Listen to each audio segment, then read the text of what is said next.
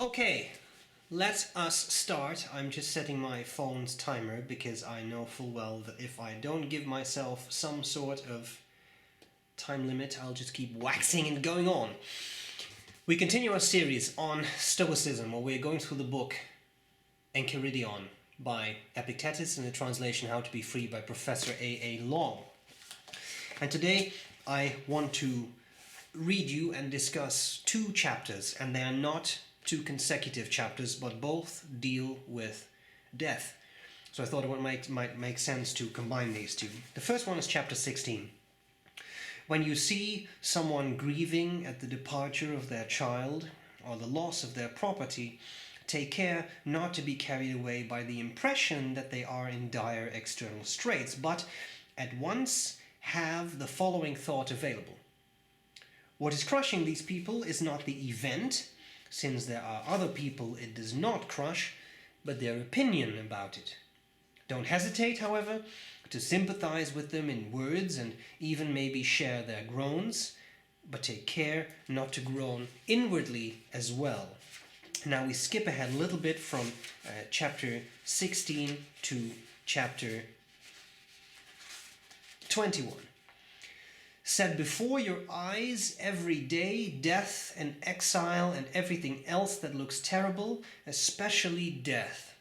Then you will never have any mean thought or be too keen on anything.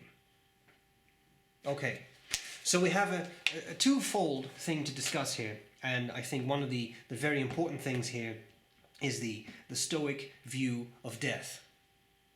Now, death is something that for some people is a terrifying concept, and for other people not so much, but I think it's good to think about that from a Stoic perspective. Here's the deal. Stoics, people who follow the way of Stoicism, have, I would almost say, a nonchalant approach to death. That does not mean they make light of it. That does not mean that they will idly throw away their lives. It just means that they accept that at some point they are going to die. And I want to try and focus a little bit in this video on making the concept of death a bit less terrifying, because to some people death is a terrifying thing. Okay, so what would a Stoic say? Well, here is something that Epictetus actually said. Okay, so the Enchiridion, as I said before, is kind of an expurgated version, and a short version of his lectures, his discourses. And the discourses you can read as well. There were 8 books of discourses, and only 4 have actually survived. But in his first discourse, so the first discourse, he already talks about this, and he actually has a nice way of putting it. And I'll read you this. Wherefore, what was it that Agrippinus used to remark? I am not standing in my own way. Word was brought him, your case is being tried in the Senate. And he replied, good luck betide, but it is the 5th hour now, and he was in the habit of taking his exercise and then a cold bath at that hour. Let us be off and take our exercise. After he had finished his exercise, someone came and told him, you have been condemned. To exile, says he, or to death? To which the person responds, to exile. What about my property? And the other person says, it has not been confiscated. And so Agrippinus responds, well then, let us go to Erythia and take our lunch there. This is what it means, Epictetus says, this is what it means to have rehearsed the lessons one ought to rehearse, to have set desire and aversion free from every hindrance and made them proof against chance. And here we go. If I must die, if forthwith I die. And if a little later, I will take lunch now, since the hour for lunch has come, and afterwards I will die at the appointed time. How?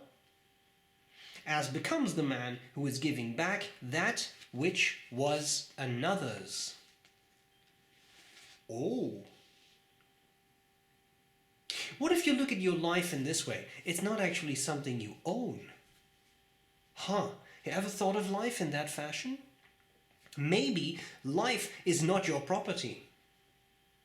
Yes, you can do certain things. You are in control. As the Stoics would say, the door is always open, right? Which is a euphemism for suicide. You can always take your own life, but let's not get into suicide right now. Let's imagine, because most of us will live out our lives until the day we die of natural causes or whatever, right? Let's keep it this as happy as we can. At some point you die of old age. Okay. What if your life was not yours?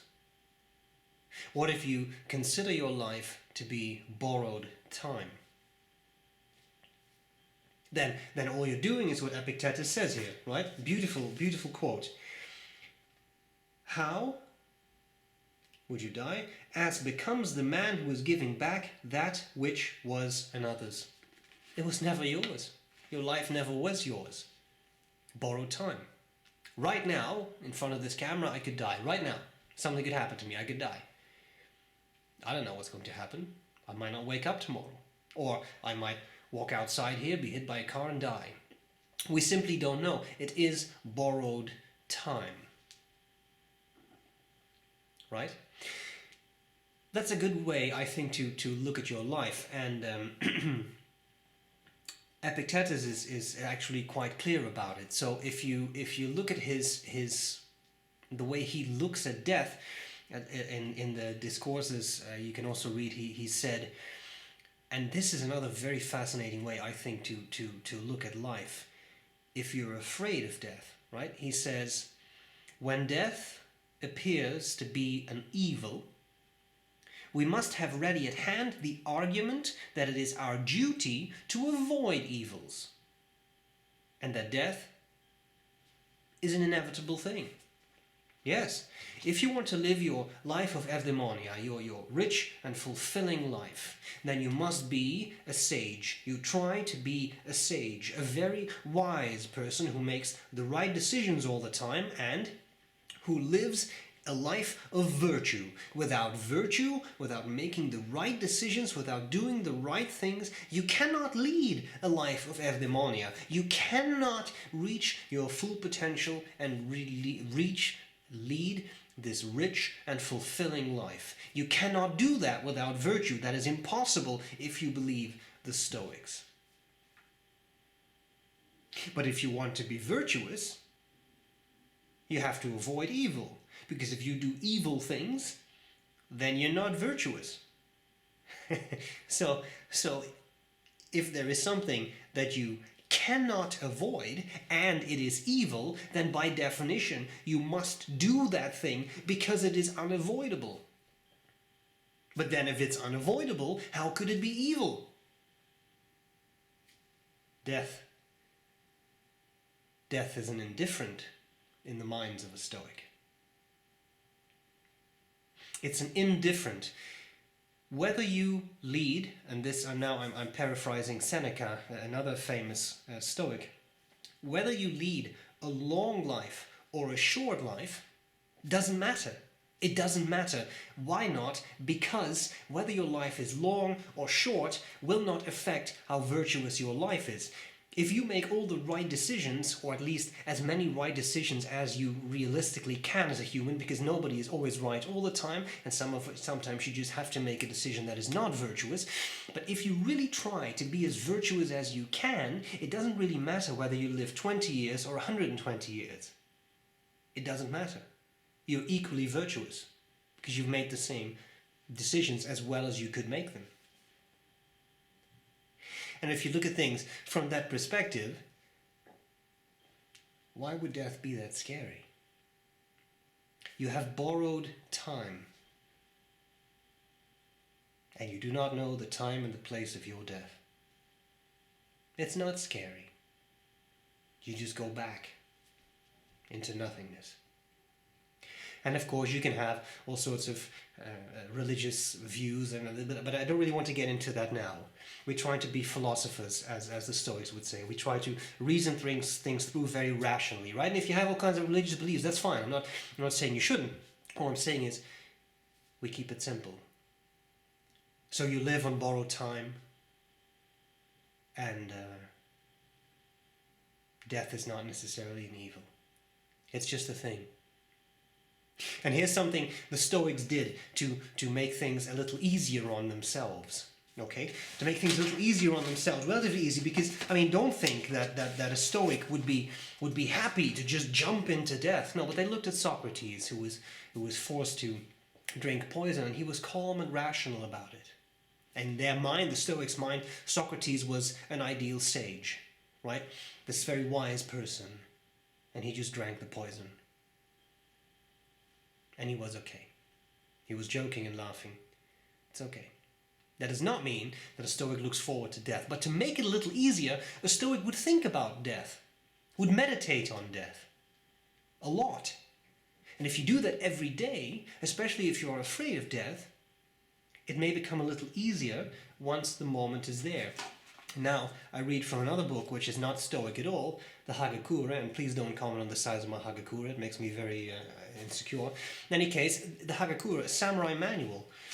Yamamoto Tsunetomo said, meditation on inevitable death should be performed daily, every day. When one's body and mind are at peace, one should meditate upon being ripped apart by arrows, rifles, spears and swords, being carried away by surging waves, being thrown into the midst of a great fire, being struck by lightning, being shaken to death by a great earthquake, falling from 1,000-foot cliffs, dying of disease or committing seppuku, harakiri, at the death of one's master. And every day without fail one should consider himself as dead.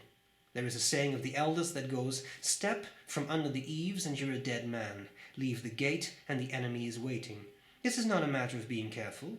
It is to consider oneself as dead beforehand. And I think the Stoics would approve of this, because that's what they did. Every day, Seneca says the same thing. Remember death, memento mori, every single day. Remember that you are mortal. And that means you have to make the most out of every day. Because every moment could be your last. Again, right now, I could just fall dead, right? Right down. I could fall down dead right off this chair, right here, right now. If you meditate on that death, and it doesn't have to be some sort of weird esoteric practice, just think about it.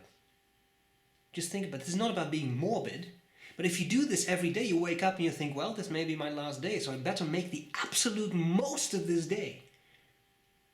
And then, and the evening, you've made it through the day, you go to bed and you think, well, this could be my last night. And maybe the next morning you wake up, and maybe you won't. But in any case, you are aware of what is going on. You are prepared. And when that moment comes, you've practiced it. You know that this may be your last moment. But every time you've gone over it, well, this could be my last moment, so I will do this or that as well as I can.